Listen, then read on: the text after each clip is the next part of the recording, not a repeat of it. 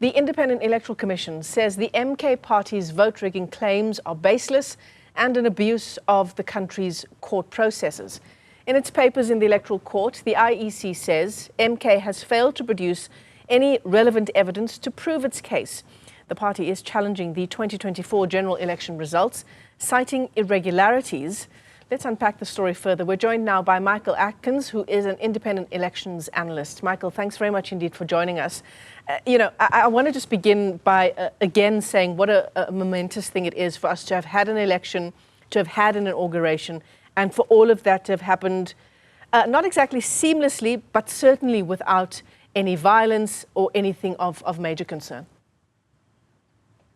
Certainly, yes. We've got a lot of protections in our electoral system, and so far those have worked well.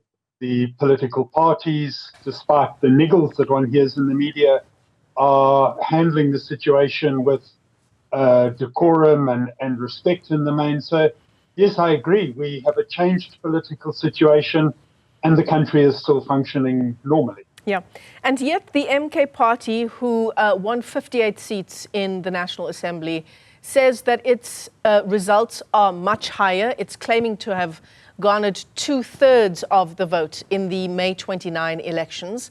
It's still approaching the courts. This court battle is still ongoing.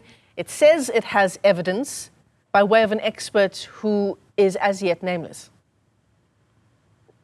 Yes, the details in the MK papers before the court are rather sketchy. There's a column of figures that they say has a discrepancy with those reported, but the source of those figures that they supply is not clear. And as you say, the particular expertise is not really spelled out in that report. So we wait for MK's replying affidavit, which is due today, to see whether there is more clarity in terms of the substance of their case. Vote rigging claims are interesting, aren't they, Michael? It's a comment that political parties and political leaders, not only in our country, but certainly around the world, we've seen it in the US as well with Donald Trump, statements around claims of vote rigging can be made so incredibly easily to score any kind of political point that you want to score, and yet they are so incredibly damaging, aren't they? Look, it's correct. And as you say, we've seen in the United States, we've seen in Brazil, even Kenya is in the news for other reasons, but we've seen violence in Kenya in the not too distant past because of concerns over election results. So, yes, the thing to watch out for, is there a rational connection between the fact or a particular issue being highlighted and the actual claims being made? Yeah, absolutely. I want to talk to you more, Michael, about what it does for sort of a country's consciousness when you call something like an election, a national election, into question.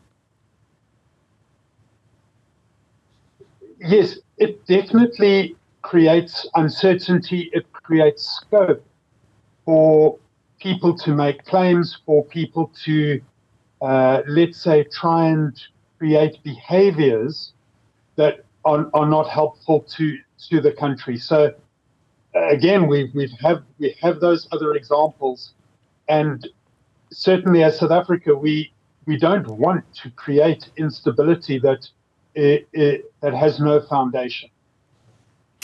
And the irony about vote rigging claims of this nature is that political parties will make these comments and call into question organizations like the IEC, perhaps even call into question the judiciary and its ability to make decisions fairly insofar as vote rigging claims are concerned. But come 2026, those very same political parties will be on the campaign trail and will be asking people to show up and to vote for them. Surely this has an impact, Michael, on something that we're already struggling with here in South Africa and around the world, and we're talking about voter turnout. Look, you're correct. Even when particular claims are not substantiated, the mood or impression is created. We see things on social media, and in general, some of the mud sticks. So People think that, well, where there's smoke, there must be fire. We've had, for example, allegations against IEC commissioners. So Janet Love was attacked for making very objective, very straightforward statements earlier in the year. And yet the effect is this lingering impression that perhaps there might be something there, but it actually has no foundation.